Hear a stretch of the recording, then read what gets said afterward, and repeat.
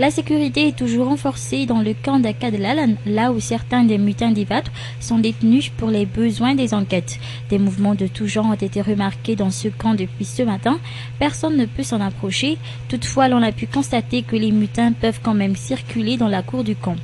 Pour l'heure, l'enquête se poursuit après les perquisitions à domicile. Des politiciens et certains membres de leur famille seraient cette fois-ci mis en cause dans cette affaire. Parmi les premiers cités, la fille du professeur Raymond Ranzev, qui est actuellement détenue en Kadlalan. Selon les explications des responsables, elle aurait insulté les éléments des forces de l'ordre lors de la perquisition effectuée au domicile de son père. Le colonel Ravalman Richard déclare dans son interview que cette fois-ci, ils peuvent tolérer ce geste, mais s'indignent toutefois que de tels comportements soient faits envers les forces de l'ordre. Quant au professeur Ranzev Raymond, le colonel Ravalman Richard expliquait que l'enquête se concentrera surtout sur sa déclaration faite à la entente de Bessarit qui exige la mise en place d'une nouvelle transition, puis sa participation à diverses réunions secrètes avec certains des mutins de la banni d'Ivatu. Par ailleurs, lors de la perquisition faite au domicile du général Noël Rakutalandasan, des chèques de 40 milliards d'ariars et une somme d'argent de 16 milliards d'ariars auraient été trouvés, argent qui appartiendrait au Raymond Nzour, le général étant le trésorier de cette entité civile. Des chèques qui ont fait que l'Ira Barmatilde et les pasteurs Amin Paul ont dû faire le déplacement à Kadlalan ce matin pour y être enquêtés.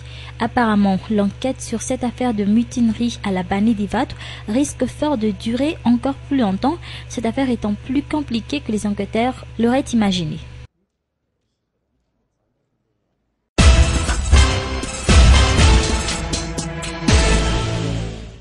Des sanctions militaires sont prévues pour tous les officiers auteurs du coup d'État du 17 novembre dernier.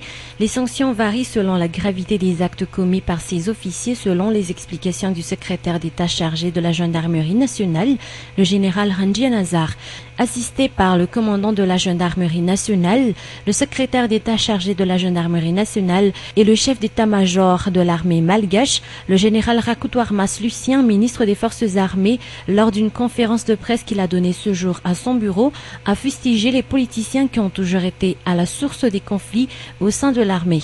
Les événements du 17 novembre dernier au camp du banni Ivat ne sont pas le fruit du hasard, selon toujours ses hauts responsables au sein des forces armées. Et le ministre de dénoncer que la plupart du temps, ce sont les militaires qui croupissent des années en prison et non ces politiciens. D'autres sont même amenés à finir leur existence en prison, a soutenu le secrétaire d'État chargé de la gendarmerie nationale, mais pas une fois ces politiciens ont assumé leurs responsabilités. Le général Ranjian Azar lance ainsi un appel à l'endroit des politiciens afin qu'ils cessent toutes ces manipulations qui ne visent qu'à diviser l'armée malagasy. Par ailleurs, le général Rakutwarmas, ministre des Forces armées, a soulevé ce jour que les officiers inculpés dans l'affaire de mutinerie d'Ivat font partie des éléments perturbateurs au sein de l'armée malagasy depuis longtemps.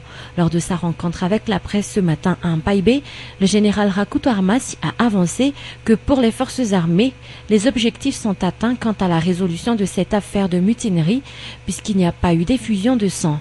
L'opération psychologique a été privilégiée, une opération qui apparemment a porté ses fruits.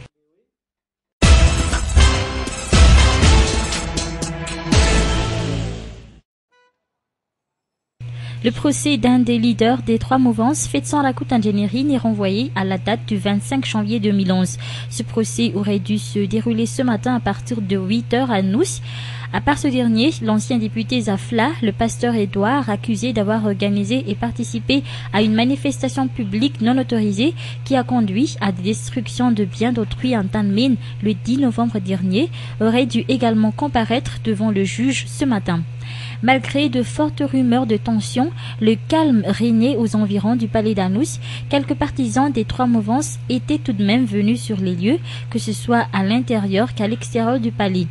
Selon les explications de maître Ancha Zafmanansu, avocate de Fetsan Rakut Engineering, l'administration pénitentiaire n'a pas eu l'ordre d'extraction l'autorisant à conduire ces personnes au tribunal d'Anous.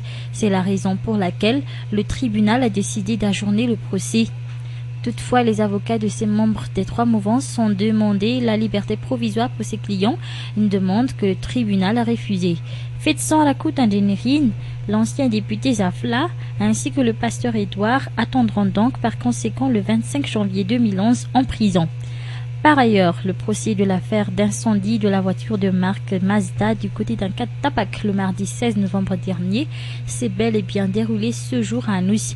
Les accusés auront à répondre de 3 chefs d'inculpation, entre autres la participation à l'élaboration d'actes de déstabilisation ayant conduit aux destructions de biens d'autrui. Rappelons que des clous destinés à crever les pneus des voitures de passage en cas de Tapak ce jour-là ont été découverts sur ces personnes accusées. Le verdict sur cette affaire sera rendu le 30 novembre prochain. En attendant, les accusés ont repris le chemin d'Antanmour.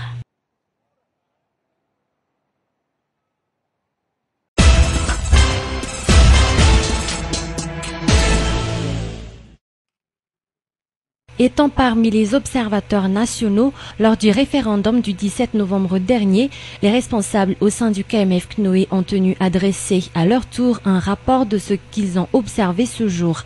Un rapport issu des 18 régions de l'île dans lesquelles ils ont tenu une intervention. En tout, le KMF CNOE a réalisé une observation dans 200 communes et ont établi un sondage de 4754 électeurs sur leur point de vue concernant la tenue des élections. Le KMF CNOE a ainsi souligné que le référendum de cette année a marqué les annales de l'histoire des élections à Madagascar car l'on a enregistré le plus haut taux de participation. Outre cela, les observateurs issus du KMF CNOE n'ont pas mâché leurs mots pour apporter leur impression concernant le déroulement du scrutin. Entre autres, les membres du comité ont souligné que les lois relatives aux élections n'ont pas été respectées au sein de certains bureaux de vote durant la période de campagne et même durant le scrutin. Toutefois, le KMF CNOE a confirmé que ces élections s'étaient déroulées dans le calme en général.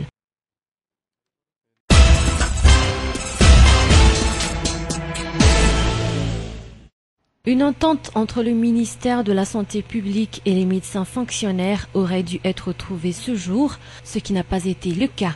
Suite à la fermeture du portail menant à l'hôpital HJRA, survenue hier, fermeture qui a été réalisée par les médecins en grève, les responsables auprès du ministère de la Santé publique ont promis de trouver avec les malades et leurs familles la solution à leurs problèmes. Outre la fermeture du portail, ces médecins fonctionnaires n'ont pas respecté ce qui a été convenu avec le ministère de la Santé publique, notamment en ce qui concerne les diverses indemnités dont ils insistent à percevoir étant selon eux leur dû. Les responsables auprès du ministère de la Santé ont souligné et ont réitéré qu'une entente a déjà été trouvée, rappelant que l'indemnité de technicité que demande le syndicat de ces médecins fonctionnaires s'élève jusqu'à 5 millions de francs, 1 200 000 francs par mois pour l'indemnité de risque et 2 500 000 francs pour l'indemnité de travaux insalubres. Après la rencontre qui s'est tenue ce jour avec la presse, les responsables auprès du ministère de la Santé ont de nouveau repris contact avec les membres du syndicat des médecins fonctionnaires.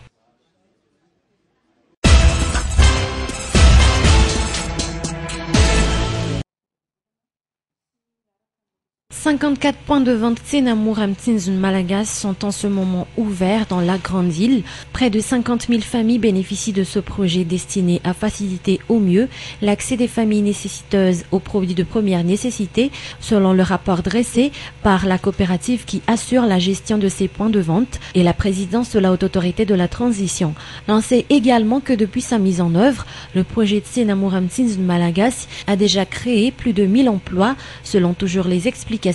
Par ailleurs, une ligne verte, le 033 37 326 34, a été mise à la disposition du public pour recevoir les différentes doléances concernant le Tsenamour. Un mois maintenant que les points de vente Tsenamour ont ouvert leurs portes, les bénéficiaires se disent être satisfaits autant de la qualité de l'accueil que de la qualité des produits et surtout du prix très abordable. Antananarivo dispose en ce moment de 24 points de vente Tsenamour. Selon les explications émanant des responsables, les points de vente ont été fermés provisoirement mercredi et samedi dernier à cause de la tenue du référendum constitutionnel et de l'affaire Bani Ivat pour des raisons de sécurité. L'on sait toutefois que tous les points de vente seront réouverts dès ce mercredi.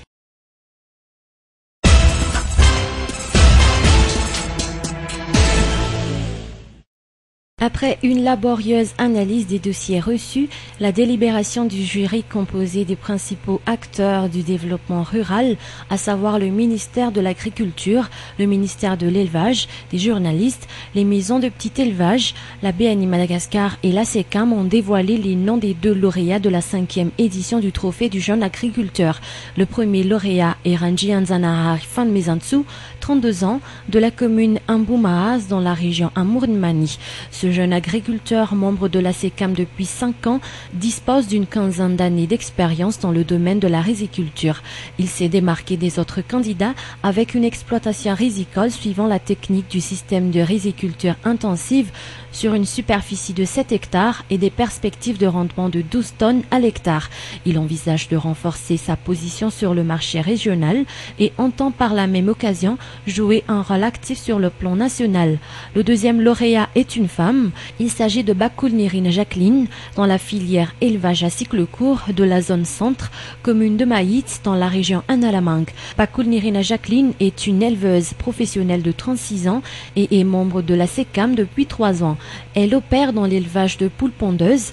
Actuellement, sa petite entreprise assure de façon interrompue l'approvisionnement du marché. La production de ces 1000 poules pondeuses pour ces 18 derniers mois est estimée à 471 600 œufs, dont 70% alimentent le marché régional. Son projet est de passer de 1000 à 1500 têtes de poules pondeuses. La cérémonie officielle de remise de trophée pour ces 2 lauréats du trophée du jeune agriculteur s'est tenue ce matin à la BNI Analakil. En plus du trophée qui est une reconnaissance symbolique des efforts entrepris, ces lauréats nationaux bénéficieront pour le financement de la campagne 2010-2011 d'un crédit SECAM BNI à taux zéro.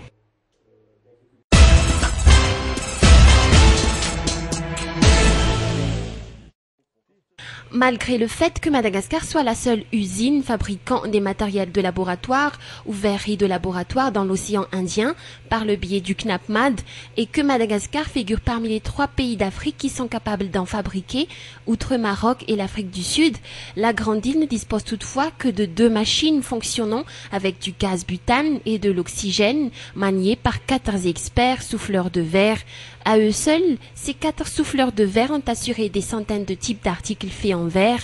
Ces 4 souffleurs de verre, ou yalo-techniciens, en termes plus techniques, sont constitués par 3 hommes et une femme ayant suivi des formations ayant duré une douzaine d'années dans la grande île et à l'extérieur. Parmi eux, il y a Mami, un souffleur de verre avec 30 années d'expérience qui a réalisé à lui seul 900 types d'articles. Le métier de souffleur de verre reste un métier peu connu de tous, pourtant c'est un des métiers les plus dangereux et les plus passionnants. En 5 minutes seulement, l'on peut déjà donner forme au tube d'1,50 m. Ici, l'on a choisi de réaliser une éprouvette à fond plat. L'éprouvette, une fois qu'elle ait prise une forme, doit prendre 20 minutes pour son refroidissement. Grâce à la collaboration avec une entreprise coréenne, Sunflowers, CNAPMAD reprend ses activités en matière de verrerie de laboratoire, une opportunité qui s'offre de nouveau à la grande île.